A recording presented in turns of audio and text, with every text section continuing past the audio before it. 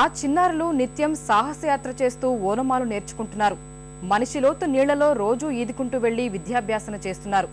నెల్లూరు జిల్లాలోని 5 గ్రామాల విద్యార్థులు చదువు కోసం పడరాని పాట్లు పడుతున్నారు.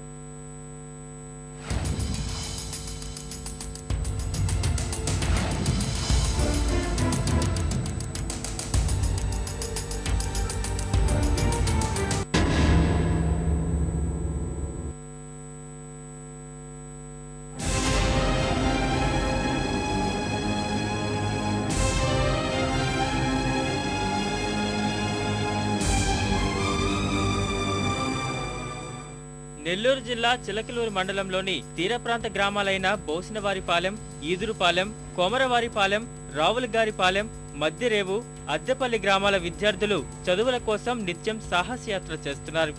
3 కిలోమీటర్ల దూరంలో ఉన్న పాఠశాలకు వెళ్లే దారిలో అడ్డంగా ఉన్న ఈ బకింగ్హామ్ కాల్వను రోజుకు 2 సార్లు దాటుతూ దినదిన గండంగా గడుపుతున్నారు.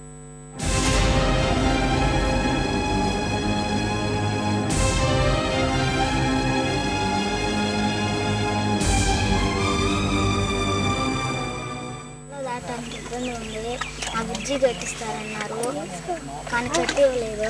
దాటాలంటే భయం వేస్తుంది. మా నాన్నలు కష్టపడి మనం చదివిస్తున్నారు. చదువుకోవాలనిపిస్తుంది.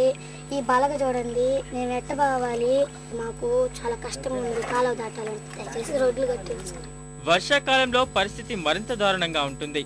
పాఠశాలకెళ్లిన చిన్నారులు తిరిగి ఇళ్లకు చేరే వరకు తల్లిదండ్రులు భయాందోళన వీడదు.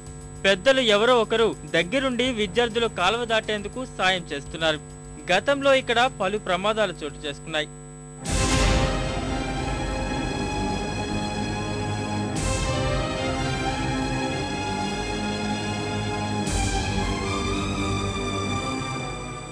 మా అమ్మలు వస్తే ఎసమైన గుంటలో పోతే మునిగిపోతారని బాధపడతారు. వర్షాకాలం వచ్చిందంటే నీళ్ళు ఏ నుంచి అంత పొడుగున వస్తాయి. మా అమ్మలు వచ్చి పని ముగించుకొని మమ్మల్ని దాటియారా. కూలి పని ముగించేసుకొని కాసుకొని వదిలేసి వచ్చినా కూడా సాయంత్రం మళ్ళా 4 గంటలకు వచ్చేసి ఉండాలా. పిల్లలు ఏ టైంలో ఎటు చేస్తానో తెలియదు, ఏ ప్రమాదాలు జరుగుతాయో తెలియటం లేదు. ఈ ఎండాకాలంలో వర్షం ఇప్పుడు వాటర్ ఇంత ఉన్నాయి. రేపు వర్షాకాలంలో ఊహించుకోండి మీరు ఎంత దూరం వస్తాయో.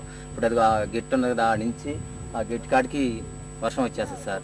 దయచేసి దీనికి ఒక బ్రిడ్జి కట్టమని అధికారులతో అందరినీ నేను చేతులు జాడించి చెప్తున్నాను. ఓవైపు నిత్యం సాహసయాత్ర చేస్తున్న విద్యార్థులకు, మరోవైపు సమీప ప్రాజెక్టు నుంచి కాల్వలోకి విడుదలయ్యే కాలుష్య కారకాలు ముప్పుగా మారాయి. కలుషితమైన నీటిలో నుంచి నడిచే చిన్నారులు చర్మ వ్యాధులకు గురవుతున్నారు.